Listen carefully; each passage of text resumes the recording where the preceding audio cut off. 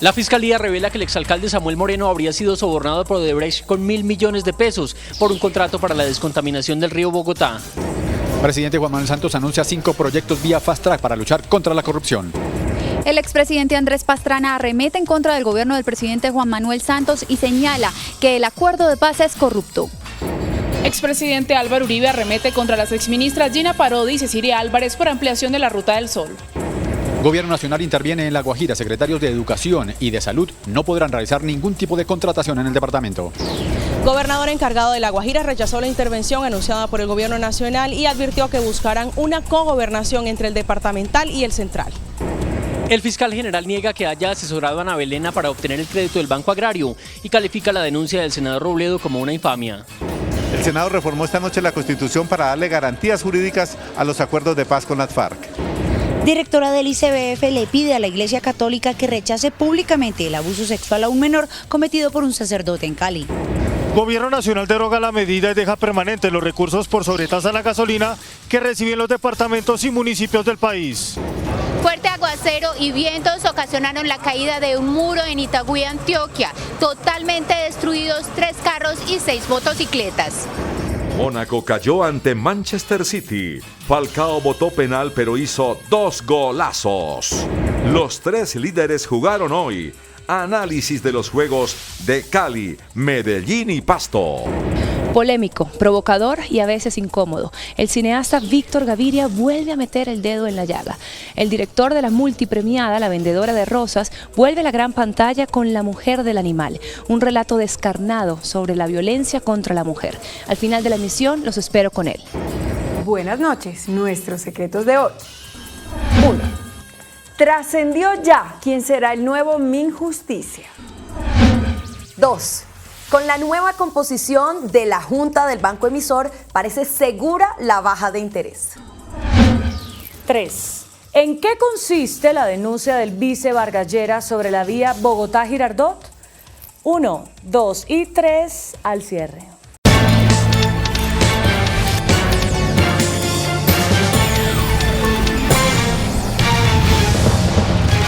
Buenas noches. La Fiscalía reveló que el exalcalde de Bogotá, Samuel Moreno, y su hermano Iván habrían recibido cerca de 1.000 millones de pesos de la constructora Odebrecht a cambio de la adjudicación de un contrato de la empresa de acueducto relacionado con la descontaminación del río Bogotá. El nombre de los hermanos Iván y Samuel Moreno volvió a sonar en los estrados judiciales, esta vez dentro del capítulo de corrupción de la constructora brasilera Odebrecht en Bogotá. Fue una de las revelaciones más importantes de la Fiscalía durante la imputación de cargos al contratista del acueducto Andrés Cardona Laverde. Y además el hecho de haber ofrecido una suma de dinero y haber pagado parte de esa suma de dinero con destino al exalcalde Samuel Moreno y a su hermano Iván Moreno. Como en los demás casos del carrusel de contratos, la tarifa del exalcalde habría sido del 6%. El ofrecimiento de la suma fue de 6% y la Fiscalía tiene determinado que se pagó al menos la suma de 1.000 millones de pesos. Este caso está en manos de uno de los fiscales que logró las condenas por el carrusel, quien también tiene documentado que el contrato, que tenía como objetivo la construcción del túnel interconector entre el río Tunjuelito y la planta de tratamiento de Canoas, tuvo un sobrecosto del 35%. Las obras no han terminado. El presidente Juan Manuel Santos anunció que por la vía del Fast Track o procedimiento legislativo especial tramitará en el Congreso varios proyectos que buscan frenar la corrupción. Los beneficios para los delatores de la corrupción es una de las iniciativas que se presentará al legislativo. Durante la clausura de la Cumbre Concordia de Américas, el presidente Juan Manuel Santos aseguró que, aunque su gobierno viene enfrentando fuertemente la corrupción, aprovechará la vía del Fast Track para presentar un paquete de iniciativas para robustecer esta tarea. Por ejemplo, se van a proteger a los denunciantes, la gente que denuncia, les vamos a dar protección porque tienen miedo de que les suceda algo, una ley para obligar a los verdaderos beneficiarios de las empresas, para que se conozcan quiénes son esos verdaderos beneficiarios, una ley de gestión de intereses con el Estado, la bancarización total del sistema de compras públicas, eso nos va a ayudar muchísimo a mantener un control sobre esas compras públicas. De otra parte, durante la clausura del evento, el jefe de Estado se refirió a la Justicia Especial para la Paz que hace tránsito en el Congreso, asegurando que es la mejor que se haya podido diseñar para la fuerza pública. El expresidente Andrés Pastrana, en un discurso durante el foro Américas Concordia, arremetió contra el gobierno del presidente Santos. Calificó el acuerdo de paz como un acuerdo corrupto. En un fuerte discurso, el expresidente Andrés Pastrana se lanzó en contra del proceso de paz y el actual gobierno. Dijo que lo condena por ser corrupto y antidemocrático. El acuerdo de La Habana es un acuerdo corrupto, pactado por un gobierno corrupto, con una guerrilla corrupta. Nada bueno para el país podrá salir de esta combinación funesta. Según el exmandatario, no se respetó la voluntad de los colombianos que dijeron no al acuerdo de La Habana. No debería caber discusión alguna, puesto que se trata del robo descarado de una elección popular.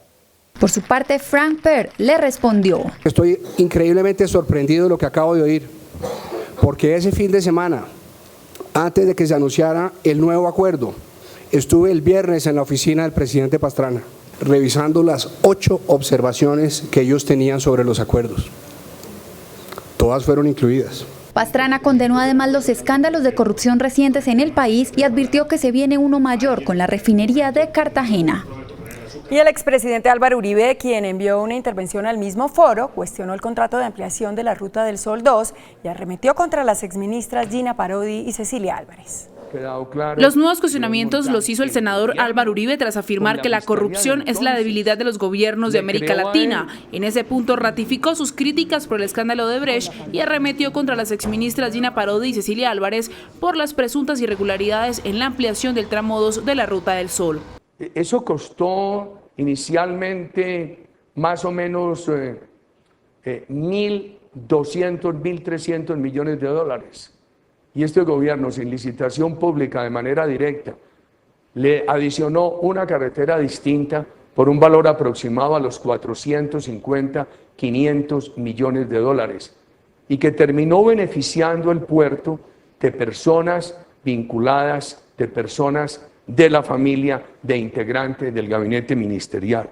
Solicitó al presidente Juan Manuel Santos decirle al país si Odebrecht participó o no en la financiación de la campaña presidencial de 2010. El fiscal general Néstor Humberto Martínez negó que como abogado haya asesorado a la firma Navelena para obtener un crédito del Banco Agrario y calificó como una infamia del tamaño de una catedral la denuncia del senador Jorge Robledo en su contra. El fiscal Néstor Humberto Martínez se pronunció por primera vez sobre la denuncia radicada en su contra por el senador Jorge Robledo sobre un presunto conflicto de intereses. Martínez negó que antes de ser fiscal, él o su firma de abogados asesoraran a la firma Navelena para obtener el crédito del Banco Agrario. Y lo que sí le puedo decir al país es que es una mentira más grande que una catedral. Decir que el fiscal o que una firma en el año 2015 que no prestaba asesorías legales, que estuviera vinculada al actual fiscal general de la Nación, una firma que en su momento se llamó Martínez Neira Abogados. El fiscal también denunció que un documento publicado en Twitter por el senador Robledo, como la prueba reina de su relación con Navelena, es adulterado. En el documento fue sobrepuesto el logo de su firma de abogados, que según el fiscal fue liquidada en 2014, antes del trámite del crédito para Navelena. El presidente de la Sala Penal de la Corte Suprema de Justicia, Eugenio Fernández Carlier, llamó la atención a la Fiscalía por la aplicación indebida del principio de oportunidad. Señaló que con esta figura se han beneficiado personas que no cumplen con los requisitos mínimos. El presidente de la Sala Penal de la Corte Suprema de Justicia señaló que los fiscales están haciendo mal uso de la figura del preacuerdo o principio de oportunidad. Que el beneficio como consecuencia del preacuerdo solo esté representado en una cantidad de la sanción que le corresponda y no en una exoneración de la responsabilidad o modificación de la responsabilidad que no está de la mano con normas rectoras de la justicia colombiana. El magistrado advirtió que la Fiscalía deberá tener mayor cuidado para otorgar este beneficio tras la entrada en vigencia de la Ley de Pequeñas Causas en junio. La plenaria del Senado aprobó esta noche en segundo debate una reforma a la Constitución Nacional para blindar jurídicamente los acuerdos de paz del gobierno con las FARC y cuyos contenidos para la terminación del conflicto serán obligatorios referentes para las normas y las leyes que se expidan en los próximos 10 años. El Senado aprobó la reforma a la Constitución Nacional para establecer que las instituciones y autoridades tendrán la obligación de cumplir de buena fe los acuerdos para la terminación del conflicto. Este proyecto lo que pretende es que el Estado colombiano se comprometa a cumplir con lo acordado entre el gobierno y las FARC y además compromete a 2 periodos de gobierno adicionales al del actual gobierno. Es una trampa lo que se le está haciendo al país. El 2 de octubre se rechazó esa posibilidad y hoy el Congreso está haciendo todo lo contrario de lo que decidió la voluntad popular. Es bueno y es parte de los costos para lograr la paz del país que está estructurada en los acuerdos con las FARC. Podría ser malo desde el punto de vista de la teoría constitucional y de la organización del Estado en cuanto ahora la jerarquía normativa no es la Constitución, sino ese tipo de acuerdos. Con esta reforma que pasará ahora a debate final en la Cámara de Representantes, los acuerdos alcanzados serán parámetros obligatorios para las normas y las leyes que se expidan ahora en el posconflicto. El próximo 1 de marzo, las armas de las milicias de las FARC quedarán en poder de la ONU, así lo anunció el jefe del comando, general Javier Flores. El general Javier Flores, jefe del Comando de Transición, dijo además que los 137 integrantes del mecanismo de verificación de las FARC también entregaron sus armas. Las milicias, que ya ese material de armamento, según lo manifiesta el secretariado, ya fue recogido y llevado en los movimientos que se hicieron hacia las zonas y se le va a hacer entrega a Naciones Unidas. Entre tanto, el alto comisionado de paz, Sergio Jaramillo, dijo que es responsabilidad de la ONU la delimitación de las zonas de normalización. El mecanismo de monitoreo y verificación que encabeza la misión especial de Naciones Unidas debe hacer esa delimitación física, justamente para poder verificar. Y ahí es donde nosotros decimos, hombre, no le demos más largas a eso, comencemos ya con ese trabajo de la delimitación física de los campamentos generales. Sobre las posibles irregularidades en la contratación de las zonas veredales, el secretario privado de la presidencia aseguró que todo se ha hecho con transparencia. Los jueces de ejecución de penas protestaron por la falta de presupuesto y de funcionarios suficientes para tramitar amnistías para miembros de las FARC. Preocupados están los jueces de ejecución de penas ante el elevado número de amnistías de iure que deberán tramitar en un máximo de 10 días. Advierten que no hay presupuesto y tampoco funcionarios para poder cumplir con el decreto establecido por el gobierno nacional. Afirmaron que son más de 6.000 personas privadas de la libertad y solo 62 jueces para trabajar. Lo que queremos hacer es un llamado al gobierno nacional, Ministerio de Hacienda, para que nos giren recursos. Estamos frente a una imposibilidad de personal y si bien es cierto tenemos la obligación de aplicar la ley, lo venimos haciendo de una manera muy difícil. CMI conoció que ante este reclamo hecho al gobierno por parte de los jueces de penas, el Consejo Superior de la Judicatura se reunirá este miércoles para analizar la situación. La directora de Bienestar Familiar, Cristina Plazas, le remitió una carta al cardenal Rubén Salazar para que la Iglesia Católica rechace públicamente el caso de abuso sexual a menores cometido por un sacerdote en Cali.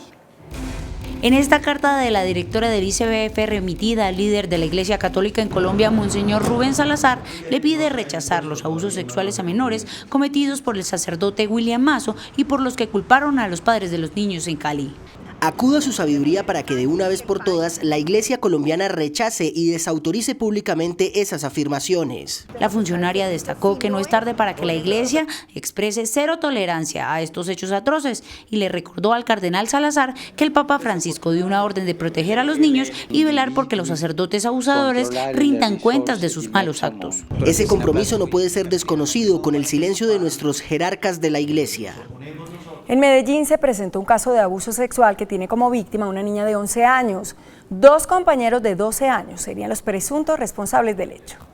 Cuando terminó la jornada escolar y su transporte demoró un poco, una pequeña de 11 años de edad fue conducida por 2 compañeros del colegio hasta este matorral cercano a la institución. 2 chicos participaron en un abuso a una menor de 11 años.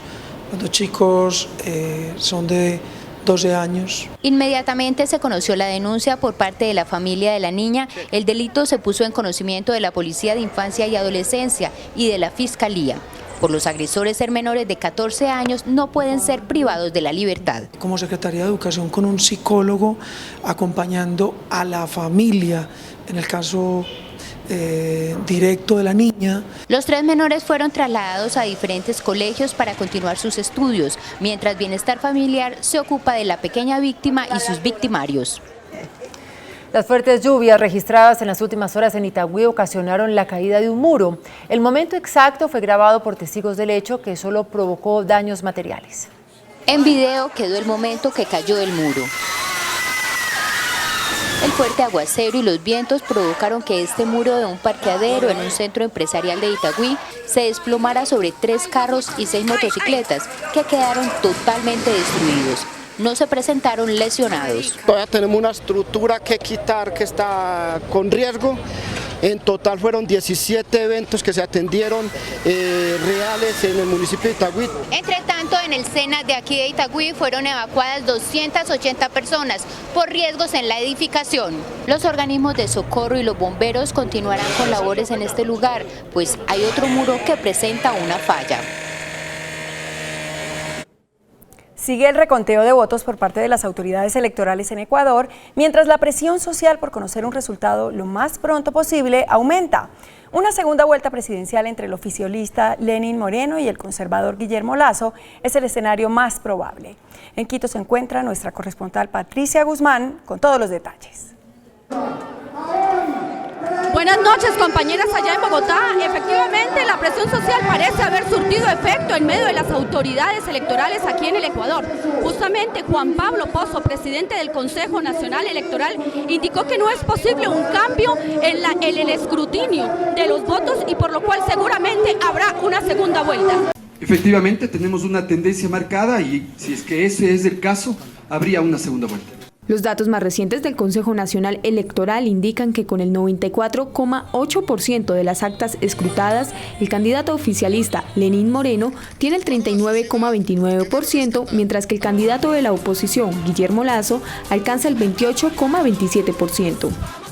Desde Quito, Ecuador, Patricia Guzmán para CM La Noticia.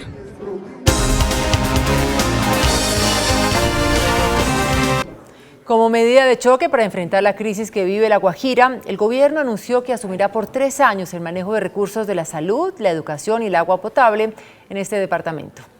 Con estas medidas, a partir de ahora, los secretarios de Salud y Educación, así como quien maneja los recursos de agua potable, no podrán realizar ningún tipo de contratación. Cesan las funciones como ordenadores de gasto de los secretarios de Educación y de Salud, así como de la persona encargada en la gobernación de La Guajira de administrar el Plan Departamental de Aguas. La Guajira es el único departamento de Colombia donde no existía lo que nosotros llamamos el documento de red. Esto es una planificación de cómo opera la red pública de hospitales en el territorio.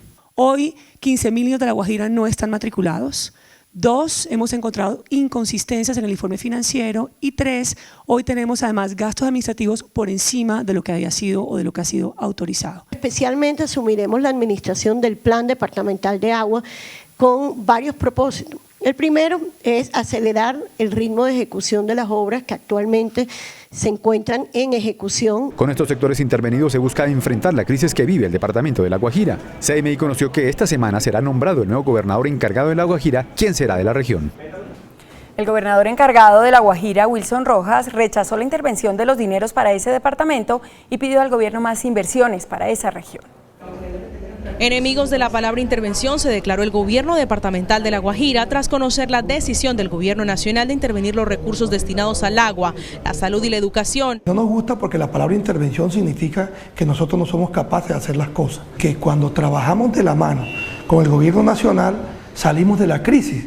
Es por eso que hablemos de articulación, de apoyo, de acompañamiento. Por su parte, los guayú y arijunas, es decir, los guajiros no indígenas, le pidieron al gobierno respetar sus tradiciones y autoridades. Aquí también hay personas que pueden dirigir el departamento con dignidad. El gobernador encargado le dijo al gobierno central que no debe hablar de intervención, sino inversión de cerca de 2 billones de pesos. Entre tanto, le pidió al presidente Santos agilizar la designación de un mandatario para esta región, que además entraría a regir la terna que sería compuesta por 2 integrantes del partido de la U y 1 del Partido Conservador. El ministro de Minas y Energía, Germán Arce, derogó la medida que redujo los recursos de la sobretasa a la gasolina con el fin de garantizar los dineros a los departamentos y municipios. Con el fin de garantizar los recursos para los departamentos y municipios, el Gobierno Nacional decidió derogar la medida de la sobretasa a la gasolina, quedando vigente la base gravable de 5.078 pesos. La medida se dio un día después de la reunión entre los ministros de Minas y de Hacienda con los gobernadores y alcaldes que mostraban su preocupación por la disminución de estos dineros que superaban los 500.000 millones de pesos. Que vamos a mantener su base de proyección de ingresos de este año. ¿Cómo? Manteniendo la base de cálculo que se ha utilizado durante los últimos 8 años y que estuvo vigente hasta el mes de diciembre. El jefe de la cartera explicó que se buscará a través de un proyecto de ley en el Congreso modificar la aplicación de la fórmula a la sobretasa.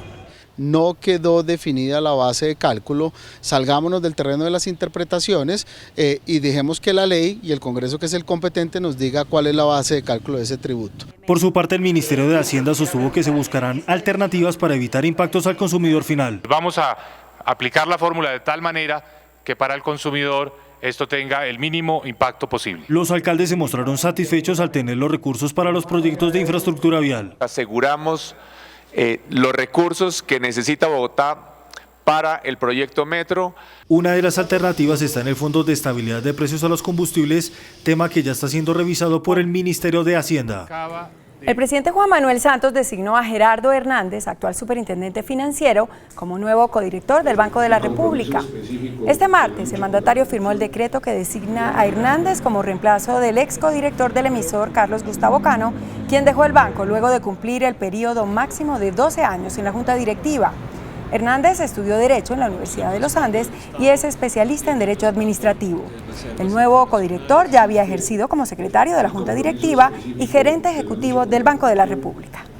Mañana miércoles, el Departamento Administrativo Nacional de Estadística dará a conocer la cifra de crecimiento de la economía de 2016. La cifra sería la más baja según los pronósticos de diferentes sectores que esperan un crecimiento entre el 1,8% y el 2%. Desde 2009 el país no registra crecimientos por debajo del 2%. El Banco de la República proyecta una cifra del 1,8%. En eso coinciden algunos gremios productivos como Fenalco. El nivel de reservas de crudo de Ecopetrol cayó 14% durante el último año.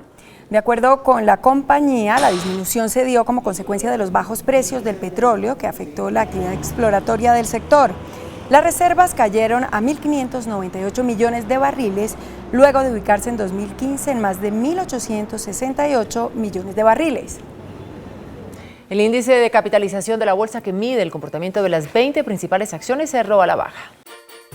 El índice de capitalización de la Bolsa de Valores de Colombia bajó 0,33% a 1.336 puntos. La acción que más subió fue la de Canacol Energy, con una valorización de 1,83% a 8.900 pesos. La acción que más cayó fue la de Conconcreto, con una pérdida de 7,69% a 1.020 pesos. La acción más transada de la jornada fue la de Ecolcap, al movilizar más de 14.000 millones de pesos. El precio del dólar se mantuvo estable. Indicadores económicos del día, SMI.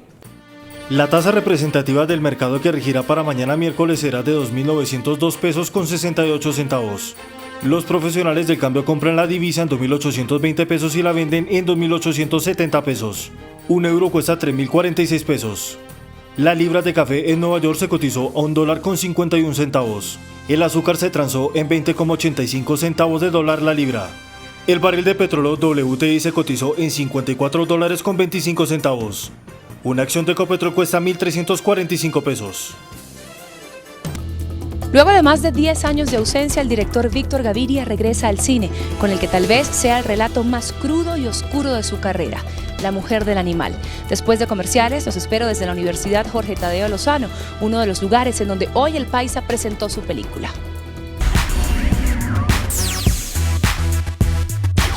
Hola, muy buenas noches. Hoy los saludo desde la exposición Libertad Incondicional de Carlos Duque, que se presenta en el Museo de Artes Visuales de la Universidad Jorge Tadeo Lozano, porque en esta institución educativa hoy el director Víctor Gaviria presentó su nueva película, La mujer del animal.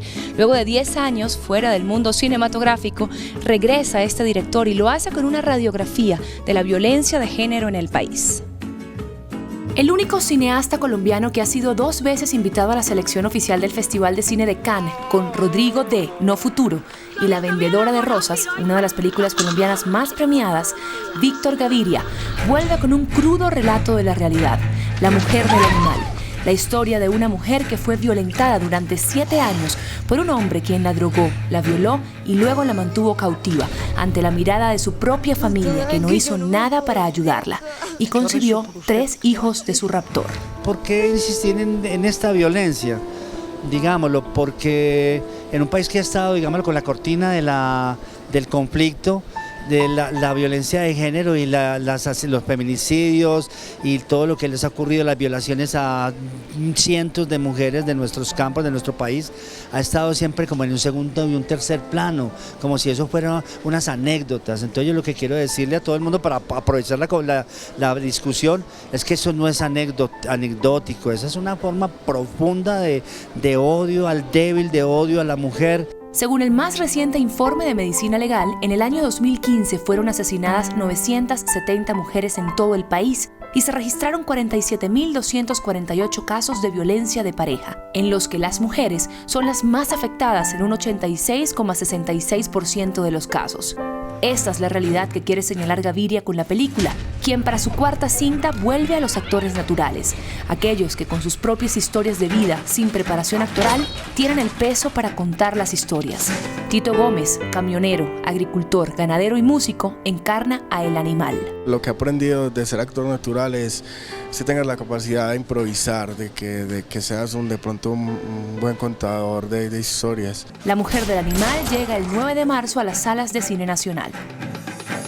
Paralelamente a la película se realizó un documental titulado Buscando el Animal, que se va a emitir el próximo domingo 5 de marzo a las 9 de la noche por Señal Colombia.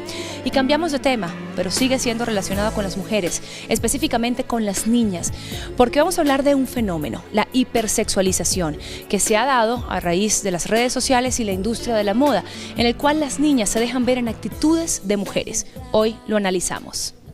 En la actualidad es cada vez más común ver niñas que se comportan como mini adultas. Esto se debe a diferentes patrones impuestos por la sociedad y por los mismos padres. Todos debemos pasar por etapas para llegar a la madurez. Yo creo que tiene mucho que ver con la influencia de tanto estímulo. Es el caso de Northwest o Blue Ivy, hijas de estrellas del mundo del espectáculo, quienes con apenas unos años han adoptado la forma de vestir de una mujer adulta. Si ven a su niña de 8 o 9 años ya queriéndose vestir como grande, le dicen no, eso es un límite, no me gusta, tú no tienes la edad. Crearles una autoimagen positiva que no sea solo basada en el físico. Este patrón responde además a necesidades del mercado de consumo. Fue la Semana de la Moda de Londres y la firma Burberry tomó como referencia la asimetría para una colección muy artística. Christopher Bailey, el director creativo de Burberry, fue el encargado de presentar una colección llena de contrastes, una mezcla entre sobriedad y excesos que van desde el minimalismo más puro hasta la opulencia impensable. El hilo conductor de esta propuesta, denominada por su creador como artística, es la asimetría, iniciando con prendas simples en una paleta neutra, camisas oversize con enormes puños, pantalones sastres y por supuesto sus clásicas gabardinas, hasta llegar a prendas escotadas con diseños asimétricos o solapas desconstruidas. La firma inglesa quiso además rendir un tributo al escultor Henry Moore, cuyas piezas adornaban la pasarela, y otras fueron fuentes de inspiración para chaquetas que simulaban hechas en bronce, el material predilecto de este artista. Hoy me despido desde el Museo de Artes Visuales de la Universidad Jorge Tadeo Lozano. Que tengan una muy feliz noche. Nosotros nos vemos mañana. Chao.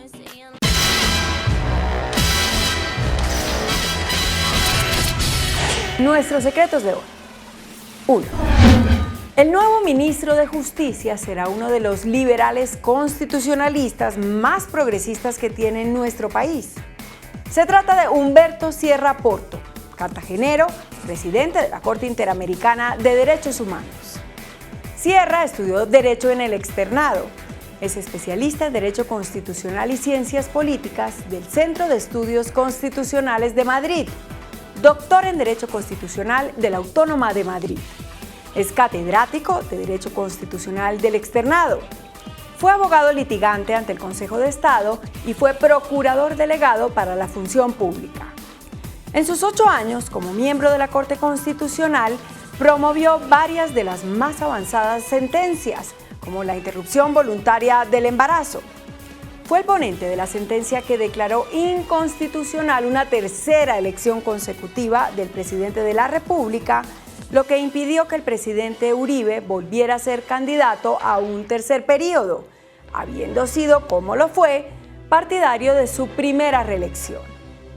Se había dicho en círculos políticos que Sierra no habría aceptado, pero ¿quién le dice al presidente de la República que no en el momento más importante para la historia del país, como es lo que viene para la consolidación de la paz? 2. Les comentaba anoche las dificultades que podría enfrentar el ministro de Hacienda para que la Junta Directiva del Banco de la República baje las tasas de interés. Señalaba que la ausencia del codirector, Carlos Gustavo Cano, podría provocar un empate 3-3 entre los restantes. El riesgo de empate se rompió. La designación del actual superintendente financiero, Gerardo Hernández, como nuevo miembro de la Junta del Banco Central, asegura una votación mayoritaria si es que la baja en las tasas es sometida a votación. Hernández es buen conocedor del estado del sector financiero del país. Fue gerente ejecutivo y secretario de la Junta del Banco Emisor cuando fue designado superfinanciero. Se ha dicho que considera la rebaja absolutamente recomendable. Así que habrá 3 votos por la continuidad de las tasas en 7,5% y 4 en favor de la rebaja a 7,25%. No parece que la Junta baje a 7%. 3. ¿Por qué el vicepresidente Germán Vargas Lleras ha sugerido hechos ilegales en la licitación del tercer carril de la vía entre Bogotá y Girardot? En una carta denuncia, Vargas Lleras habló de un supuesto acuerdo ilegal entre los proponentes. Lo que la Superintendencia de Industria está investigando es esto. Varios proponentes se habrían aliado ilegalmente para presentar valores muy bajos en la licitación y de esa manera eliminar al proponente inicial del proyecto. Ese delito se llama colusión y es un delito penal. Lo curioso de todo es que el proponente descabezado fue nada menos que Conalvías, que licitó con el nombre de Estructura Plural Tercer Carril. Digo curioso porque el gerente de Conalvías, Andrés Jaramillo, está detenido por el carrusel de contrataciones de Bogotá en época de Samuel Moreno. Lo que al vice Vargas Lleras le faltó aclarar es que la eventual maturranga ocurrió entre particulares, sin ninguna participación del Estado. Por lo demás, la obra va bien, a pesar del desastre que entregó Collins, inicial constructor de la fase 1 del proyecto, que le significó la pérdida de la concesión. El Super Robledo fue quien inicialmente investigó el posible delito y dio oportuno traslado a la Fiscalía. Ojalá no pase lo que ya pasó con la Ruta del Sol, que se detenga la obra. Dios mío, que no se detenga, que no se detenga, que no se detenga. Hasta mañana, que descanse. Y hasta aquí las noticias, gracias y buenas noches. Y no se muevan que ya viene hashtag. Hasta mañana.